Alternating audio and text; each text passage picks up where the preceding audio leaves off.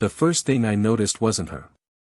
It was the older woman standing half a step behind her, clutching a faded blue handbag with both hands as though it contained everything she had left in the world. She looked exhausted. Not the kind of tired a good night's sleep could fix. The kind that settles into someone's bones after years of pretending they're fine. My date caught my confused expression before I could say a word. She leaned toward me and whispered, her voice trembling just enough for me to hear. "I'm so sorry. I didn't know who else could sit with her." For a second, I forgot every clever opening line I'd rehearsed on the drive over. The restaurant suddenly felt too bright. The people laughing around us sounded impossibly distant. This wasn't how blind dates were supposed to begin. And yet, something inside me told me this evening wasn't about romance anymore. It was about something far more important. I had almost cancelled. My coworker, Elena, had spent 2 weeks insisting I meet her cousin, Anna. "She's kind," Elena kept saying. "Too kind for her own good." I'd laughed. "Is that supposed to convince me?" "It should," she'd replied. After a painful breakup the year before, dating had become something I tolerated rather than enjoyed. Still, Elena wasn't someone who gave up easily. Eventually, I agreed. We chose a quiet little restaurant near the river. Nothing fancy. Just warm lights, homemade soup, and the kind of place where nobody rushed you out. I arrived 15 minutes early. Anna arrived 5 minutes late. With her mother. Anna couldn't have been older than 30. She wore a simple gray sweater, almost no makeup, and carried herself with quiet confidence despite the obvious embarrassment on her face. The older woman smiled politely. "Good evening," she said. "My name is Sophia." Her voice was gentle. Fragile. Anna looked as though she wanted the floor to swallow her. "I know this is strange," she admitted. "If you want to leave, I completely understand." I looked from one woman to the other. Sophia avoided eye contact, studying the floor instead. I could have walked away. Most people probably would have. Instead, I pulled out another chair. "Let's have dinner." The relief on Anna's face was almost painful to witness. Throughout dinner, Sophia apologized at least 6 times. "I didn't mean to ruin your evening. You young people should be alone. I told Anna to leave me home." Every apology made Anna's shoulders sink a little lower. Finally, I asked the obvious question. "Why didn't you leave her home?" Anna hesitated. Then she answered honestly. "Because she gets scared." Sophia closed her eyes. "I'm becoming difficult." "No," Anna interrupted softly. "You're becoming sick." Silence settled over the table. Nobody reached for their food. Finally, Anna explained. Her mother had been diagnosed with early dementia nearly 2 years earlier. Some days were almost normal. Other days she forgot where she lived. Sometimes she wandered outside convinced she needed to pick Anna up from elementary school. Anna had hired caregivers. 3 quit. 1 stole money. Another frightened Sophia by yelling whenever she forgot something. Since then, Sophia panicked whenever she was left alone. "I've missed birthdays." Anna smiled sadly. "Weddings. Vacations. I even lost someone I thought I loved." She looked at me apologetically. "He said caring for my mother wasn't the future he wanted." There was no bitterness in her voice. Only acceptance. I don't blame him. I looked at Sophia. She was quietly folding and unfolding the paper napkin into tiny squares. Completely unaware the conversation had become about her. I asked the question without thinking. "When was the last time you had an evening just for yourself?" Anna laughed. Not because it was funny. Because she genuinely couldn't remember. Sophia suddenly looked up. "I used to babysit her," she said proudly. "When she was little." Anna smiled. "You did. I packed your lunches. You packed the best lunches. I walked you to school. You never missed a day. Sophia's smile slowly disappeared. I can't remember what I ate today. Nobody spoke. Then Sophia whispered something so quietly I almost missed it. I'm disappearing. Anna immediately reached across the table and held her mother's hand. No. I'm still here. But not for long. There are moments in life when no comforting sentence exists. This was one of them. Instead of pretending otherwise, I simply reached for the bread basket and offered Sophia another roll. She accepted with a grateful smile. Sometimes kindness doesn't require perfect words. Only presence. Dinner lasted nearly 3 hours. We talked about music. Old movies. Travel dreams. Favorite childhood meals. For long stretches, Sophia seemed completely herself.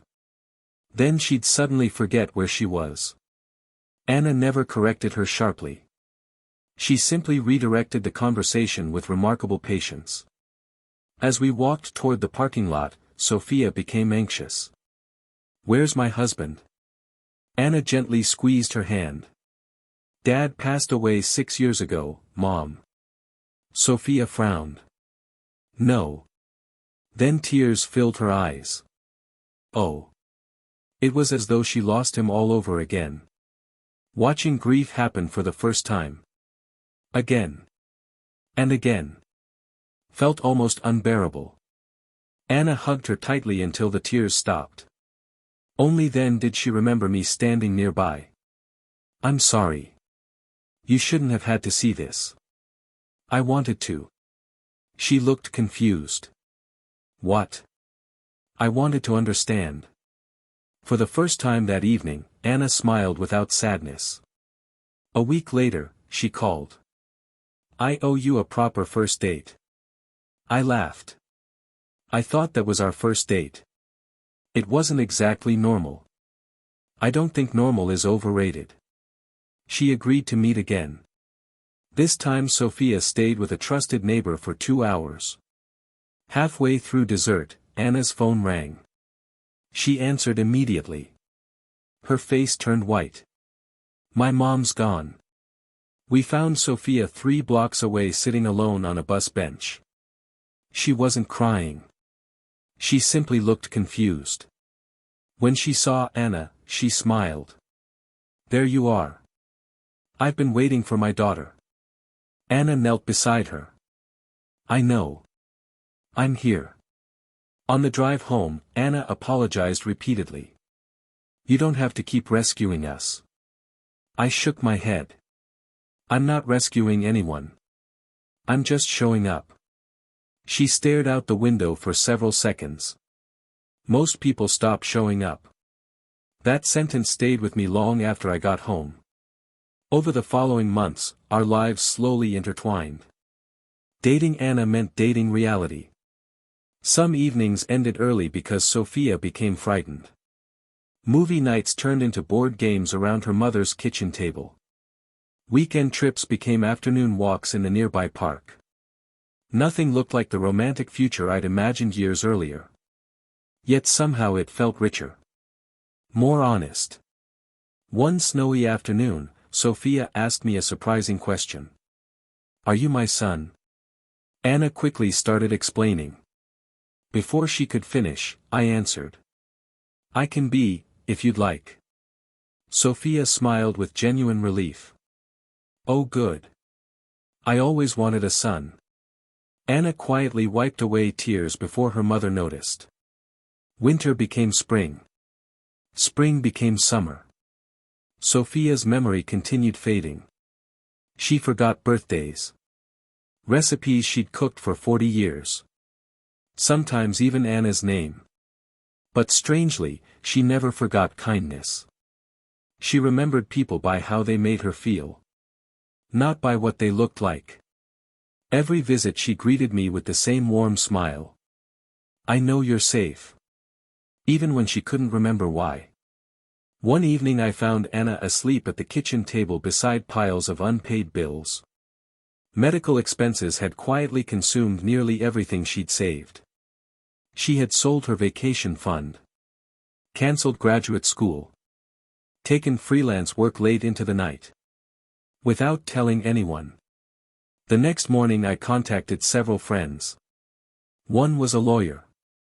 Another managed a community volunteer organization. Another worked in healthcare. Within weeks, things slowly began changing. A volunteer visited twice a week. The lawyer helped Anna access financial assistance she'd never known existed. Neighbors created a meal schedule. Someone repaired Sophia's broken porch railing. Another neighbor mowed the lawn without being asked. One act of kindness quietly inspired another. No speeches. No headlines. Just ordinary people deciding someone shouldn't carry impossible weight alone. Months later, Sophia became seriously ill. The doctor explained there wasn't much time left. She spent her final weeks at home surrounded by familiar photographs, soft music, and people who loved her. One evening she asked everyone else to leave the room. Only Anna and I remained. She looked at Anna. "You've been a good mother." Anna laughed through tears. "I'm your daughter. I know. But you've been my mother too." Then Sophia looked at me. "Take care of my little girl." "I will. I promise." She smiled peacefully. "I knew you would." She passed away quietly 2 days later while holding Anna's hand. The funeral wasn't large. But it was full. Neighbors. Volunteers. Old co-workers. Former students. Even the waitress from our first dinner came. Everyone carried a different memory. A different story. A different kindness Sophia had once shown them years before. None of us had realized how many lives she'd quietly touched.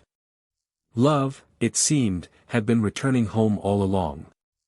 Several months later, Anna and I walked beside the same river where we'd planned our first date. I stopped halfway across the bridge. "I have a question."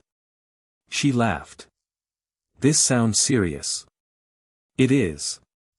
I took out a small ring. "The first time we met, you apologized because your mother came with you." She smiled through tears. "I remember. You thought she'd ruined the date." "I did." I gently shook my head. She made it unforgettable. Then I asked the easiest question I'd ever spoken. "Will you marry me?" Anna didn't answer immediately. Instead, she looked toward the sky as if silently thanking someone who could no longer stand beside her. Then she nodded. "Yes." Years later, our daughter asked how we first met. She expected a funny dating story. Instead, Anna smiled at me across the dinner table. "Your grandmother came on our first date." Our daughter burst into laughter. "Seriously? Seriously? Wasn't that awkward?" I looked at Anna's smiling face before answering. "It started awkward. But it became the best thing that ever happened to us." Sometimes love doesn't arrive wrapped in perfection. Sometimes it comes carrying responsibilities, heartbreak, fear, and impossible choices. Sometimes the most beautiful relationships begin the moment someone chooses compassion over convenience. Because in the end, people rarely remember expensive dinners, perfect conversations, or flawless first impressions. They remember who stayed. Who listened. Who made room at the table. And who quietly chose to sit beside someone who simply didn't deserve to be alone.